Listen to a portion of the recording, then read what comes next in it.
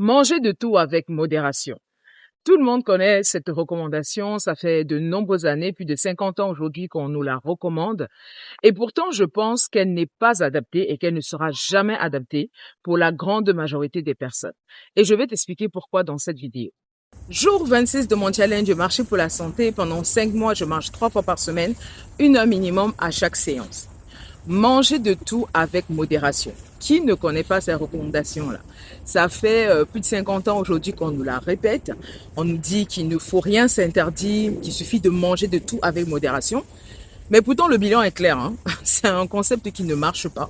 La majorité des gens n'arrivent pas à la mettre en pratique. Les maladies de l'obésité explosent, les résistances à l'insuline, les diabètes de type 2, toutes ces maladies ont explosé. Pourtant, on nous dit il suffit simplement de manger de tout avec modération. Et puis, je vois déjà certaines personnes me dire, non, mais le principe, il marche. C'est juste que les gens n'arrivent pas à le respecter. Eh ben non, moi, je suis désolée. Si tu donnes une recommandation aux gens depuis 50 ans, que tu la présentes comme quelque chose qui est plutôt relativement facile à mettre en place, et qu'elle ne marche pas depuis plus de 50 ans quand même, on ne parle pas de 1-2 années, depuis toutes les années que tu recommandes ça et que les gens n'arrivent pas à mettre en place, tu ne peux pas venir dire que c'est le principe qui marche, mais les gens n'arrivent pas à la mettre en application. Non, il y a un problème avec ton principe. Ton principe est censé être quelque chose qui est facilement qu'on est capable de facilement mettre en place. C'est pas quelque chose qui est censé être une énigme on doit résoudre au fil des années et qui doit être mystérieux. Non, il s'agit de l'alimentation. Les gens doivent être capables de mettre en application cette recommandation que tu donnes depuis de nombreuses années. Donc, et moi je pense que cette recommandation est en fait quelque chose d'extrêmement hypocrite, de paresseux, qui vise à mettre la responsabilité, la culpabilité sur la population en éludant 2 aspects très importants qui est l'addiction des aliments et le caractère social. L'addiction des aliments, et je vais parler principalement des glucides, parce que des 3 macronutriments que nous avons dans notre alimentation, donc les 3 sources d'énergie qu'on a à travers les aliments, ce sont les glucides particulièrement qui revêtent ce caractère extrêmement additif. Parce que moi, je sais pas pour vous, mais j'ai souffert de TCA pendant très longtemps, d'hyperphagie boulimique précisément. Et je n'ai jamais fait de crise de boulimie vers les légumes, vers la mangue. J'aime beaucoup la mangue. Mais j'ai jamais fait de crise d'hyperphagie boulimique vers la mangue. J'ai jamais fait de crise d'hyperphagie vers une salade. Non, c'était toujours le même type d'aliment que j'avais envie de manger plus et encore plus, c'est-à-dire les glucides. Et c'est le cas pour énormément de personnes. Moi, je peux le voir quand je regarde des émissions sur les addictions, etc. C'est toujours le même type d'aliment qui apporte ce côté vraiment très addictif. Ce sont les glucides. Donc, les glucides déclenchent en nous vraiment des tempêtes comme ça de dopamine qui nous donnent envie d'en manger plus et encore plus. Donc, quand on dit aux gens de simplement manger avec modération, de faire preuve de rationalité dans ce qu'ils font, mais c'est faire comme si l'alimentation est robotique en fait. C'est comme si on est des robots extrêmement rationnels, voilà, qui fonctionnent de façon très pragmatique et comme si on n'est pas géré par des pulsions, par nos hormones, par nos neurones, etc. Donc c'est faire fi de tout ça et de faire comme si on est des robots extrêmement rationnels. Et je trouve que cette recommandation est même très cynique en fait, parce que certaines personnes qui nous donnent ces recommandations-là fabriquent des produits et mettent sur le marché des produits qu'ils savent additifs, qui sont conçus pour être additifs, qui sont conçus pour vraiment, en étudiant le corps humain, en étudiant la réaction du corps humain à certains aliments, en étudiant comment est-ce que nos hormones réagissent à certains aliments, au mix parfait entre le sel, le sucre, le gras. Et donc, ils savent ça, ils conçoivent des produits qui sont additifs et ils nous disent, mangez ces produits, mais mangez avec modération. C'est-à-dire, je sais que je conçois quelque chose qui va te rendre addictif, que tu auras envie d'en consommer, qui va créer toute cette dopamine en toi, mais toi, de ton côté, mange ça avec modération. C'est littéralement comme si on t'envoie à la guerre. Moi, je débarque avec des kalachnikovs, avec des armes lourdes, et toi, je te demande de venir avec une fourchette, quoi. Et je crois que tu as une chance de te battre. Non, tu n'as aucune chance de te battre, en fait. Aucune chance de te battre. Tu as perdu d'avance le combat. Donc, il ne faut pas que vous pensiez que voilà, c'est parce que vous manquez de volonté, c'est que vous ne vous battez pas à armes égales avec une industrie qui est là pour vous vendre des produits qu'ils savent Eux, ils savent que votre corps fonctionne avec des neurones, des hormones, etc. Ils connaissent le corps humain, ils l'étudient. Et ils conçoivent des produits qui vont exactement répondre à telle réaction dans votre corps.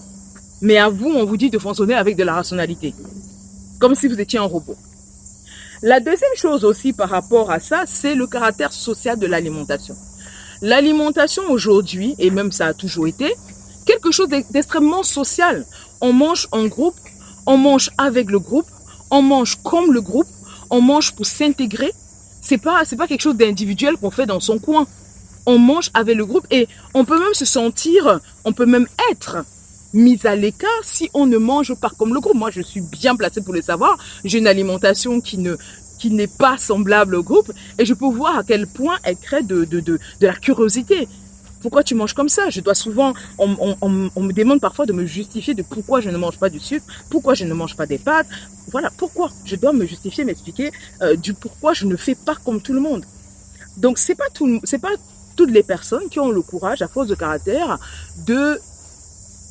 d'accepter vraiment cette marginalisation qui peut venir avec le fait de ne pas faire comme tout le monde. Je me rappelle, j'avais écouté une émission une fois, un monsieur sur un plateau télé qui a dit, vous, je sais pas quelle question on lui posait par rapport à l'alcool. Il a dit, moi, je ne bois pas de toute façon. Et la journaliste était atterrée. La journaliste, c'était comme s'il avait lâché une bombe, en fait, sur le plateau télé. Et je étais comme, comment ça, vous ne buvez pas? Oh, mon Dieu, ça doit être plate de passer une soirée avec vous. Ça doit pas être fun, etc. Mais voilà aussi la société dans laquelle on est. Une société où parce que vous décidez de ne pas boire, je veux dire qu'il n'y a aucune maladie, il n'y a aucune carence qui va arriver dans votre corps parce que vous ne buvez pas de l'alcool. Donc, il n'y a rien, il n'y a aucun problème à ne pas boire de l'alcool. Et je veux dire, la qualité de la soirée n'est pas déterminée par ce que vous avez dans votre verre, mais par les échanges que vous avez avec les gens. Voilà, par la qualité des échanges que vous avez, les moments de fou rire que vous avez eus, les conseils que vous êtes prodigués ou les portes que vous êtes ouvertes l'un et l'autre. Mais on vous dit non, la soirée est plate, ça ne doit pas être le fun de passer une soirée avec vous parce que vous ne buvez pas. C'est-à-dire que la qualité de la soirée est déterminée parce que vous allez boire, sachant que ce que vous allez boire ne détermine pas ce que l'autre va boire. Je veux dire, vous n'empêchez pas l'autre de boire ce qu'il veut. Où est la société où on est rendu? Eh bien, c'est pas tout le monde qui a envie d'être là. Il y a des gens qui se sont mis à boire parce qu'ils voulaient s'intégrer à un groupe, parce qu'ils voulaient appartenir, parce qu'ils voulaient pas être mis à l'écart. Mais c'est cette même société qui va dire, faites preuve de modération. Mais comment est-ce que vous allez faire preuve de modération dans ce contexte-là? Si le simple fait de faire différemment peut vous mettre à l'écart du groupe. Donc non, je pense que comme je disais, pour moi, cette recommandation-là, elle est extrêmement paresseuse. Et un autre aspect aussi qu'on ne tient pas en compte, c'est le stress. C'est le stress. Le stress aussi est une des raisons pour lesquelles les gens peuvent être amenés à manger, sont même amenés à manger n'importe quoi, à se jeter dans la junk food. Il y a des gens qui vivent, voilà, qui ont un emploi de temps compliqué, difficile, ils sont sous le stress. Et ce moment, quand il rentre chez lui et qu'il prend son verre de vin, ou il prend, voilà, son petit biscuit favori, ou je ne sais pas, c'est son moment de plaisir. C'est le moment qui lui apporte tout le plaisir de la journée. Donc lui dire, enlève ça et sois rationnel, mange avec parcimonie, mange avec modération. Je veux dire, il n'a pas envie de se prendre la tête avec ça. Il n'a pas envie de se prendre la tête avec ça parce que il a déjà une journée trop compliquée. Il rentre, il faut gérer les enfants, il faut gérer ceci, etc. Ce seul moment-là où il mange quelque chose qui lui apporte du plaisir, c'est son bonheur de la journée. Donc on ne peut pas ne pas tenir compte de tout ça. Je veux dire que derrière ces modérations, on ne vous dit pas tout l'aspect addictif qu'il y a derrière, tout l'aspect sociétal qui a derrière, le stress, le jugement des autres. On ne vous apporte pas tout cet aspect-là, mais on vous balance, il suffit de manger à modération, comme si c'était quelque chose de très rationnel et très simple. Mais une fois que c'est dit, les amis, une fois que c'est dit, vous savez, moi je suis une chaîne où je ne suis pas là pour qu'on se victimise, ok? On est là pour analyser les choses avec objectivité, ne pas tomber dans l'hypocrisie de la société, mais être accountable de ce qu'on fait, prendre notre part de responsabilité. Et quand je dis ça, pour moi, le but c'est pas de dire non, mais écoutez, c'est pas de votre faute. Si vous êtes gros, c'est pas de votre faute. Si vous avez développé une résistance à l'insuline, c'est pas de votre faute, etc. Non, parce qu'à the end of the day, c'est vous qui avez la décision de ce que vous mangez. À the end of the day, surtout, c'est vous qui allez assumer les conséquences de ces problèmes-là. C'est vous qui allez assumer les conséquences de votre résistance à l'insuline. C'est vous qui allez assumer la conséquence de votre diabète de type 2, votre SOPK. C'est vous qui allez souffrir de ça. La société ne va jamais prendre sa part de responsabilité là-dessus et vous dédommager en disant non, écoutez, désolé, on a créé des produits additifs. Non, vous allez assumer tout seul. C'est malheureux, c'est injuste, mais c'est la réalité. Donc, pour moi, quand je dis ça, c'est déjà de vous dire que vous n'y arrivez pas parce que vous manquez de volonté. Pas parce que vous manquez de motivation, non. C'est parce que c'est conçu pour ça. Mais maintenant, une fois que c'est dit, mon point aussi, c'est de vous encourager à avoir le courage de faire autre chose que ça. Ne vous entêtez pas à vouloir être dans je veux manger à modération si ça ne fonctionne pas pour vous. Moi, personnellement, quand j'ai arrêté de me forcer, de me dire que je dois absolument manger des glucides avec modération, je veux dire, ma santé s'est drastiquement améliorée. Quand j'ai adopté une alimentation faible en sucre et que j'ai compris que moi, les glucides et moi, on doit avoir une relation à distance. On doit s'aimer à distance. Je les aime beaucoup, mais c'est mieux qu'on soit à distance. Je ne veux pas les avoir au quotidien et me dire que je vais les consommer avec modération. Je ne peux pas les consommer avec modération. Ils déclenchent beaucoup trop d'addiction, beaucoup trop de dopamine en moi. Je ne peux pas les consommer à modération. Donc, au lieu de me forcer à vouloir fitter dans ce mot de la modération et de dire non, non, il faut que je mange à modération parce que c'est comme ça. C'est-à-dire que si je n'y arrive pas, c'est moi qui ai un problème. Non. C'est que ce conseil n'est pas adapté à moi. Et c'est ce que je veux vraiment vous amener à vous dire, c'est que ne vous entêtez pas, année après année, à vous dire non, je veux absolument être dans la modération, je veux absolument de la modération, c'est la modération qui... Non. Si la modération ne fonctionne pas pour vous, faites autre chose. Faites autre chose. Vous êtes en train de perdre du temps à vouloir... Voilà, c'est comme si vous êtes un poisson et on veut vous forcer à marcher, quoi. Vous n'allez pas marcher, ça ne va pas fonctionner. Donc, prenez un rythme qui vous convient. Prenez un système qui vous convient. Moi, c'est une alimentation faible en sucre et j'ai compris que les glucides et moi, on doit avoir une relation à distance. On peut se croiser de temps en temps, là, une fois à l'occasion, mais on ne peut pas être au quotidien ensemble. Parce que quand on est au quotidien ensemble, ce qui crée en moi, ce qui déclenche dans mon corps ne me fait pas du bien. Contrairement aux gras ou aux protéines, par exemple, moi, les gras, les protéines, je n'ai absolument pas le même problème. Dans les gras et les protéines, je peux les avoir dans mon frigo tous les jours. Je peux les manger tous les jours. Je n'ai absolument aucun problème avec ça. Ils me donnent la santé, je vais bien, je n'ai pas d'addiction et tout. Mais dès que ça passe avec les glucides, je ne peux pas. Je ne peux pas les avoir dans mon quotidien de la même façon. Donc, c'est vraiment ça mon point, les amis.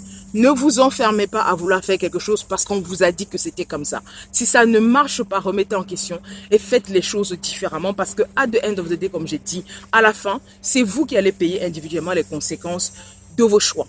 Et jamais la société ne va venir vous dédommager parce qu'elle a créé des produits additifs, parce que vous étiez stressé. Non, vous allez payer les conséquences. Donc, dites-moi ce que vous en pensez. Dites-moi comment vous gérez vraiment ce côté modération. Est-ce que c'est quelque chose qui fonctionne pour vous? Et si ça n'a pas fonctionné, ben, qu'est-ce que vous avez fait différemment? Comment vous avez fait les choses différemment pour pouvoir vous en sortir, pour prendre soin de votre santé, pour perdre du poids, etc. Ou bien, voilà, la modération, c'est quelque chose qui fonctionne très bien pour vous. Et comment vous faites, en fait, si ça fonctionne très bien pour vous? Parce que je serais bien curieuse et je pense qu'on est très curieux à savoir comment vous gérez cette fameuse modération. Donc, je vous retrouve pour la prochaine vidéo. On sera au jour 27 de notre challenge Marcher pour la santé.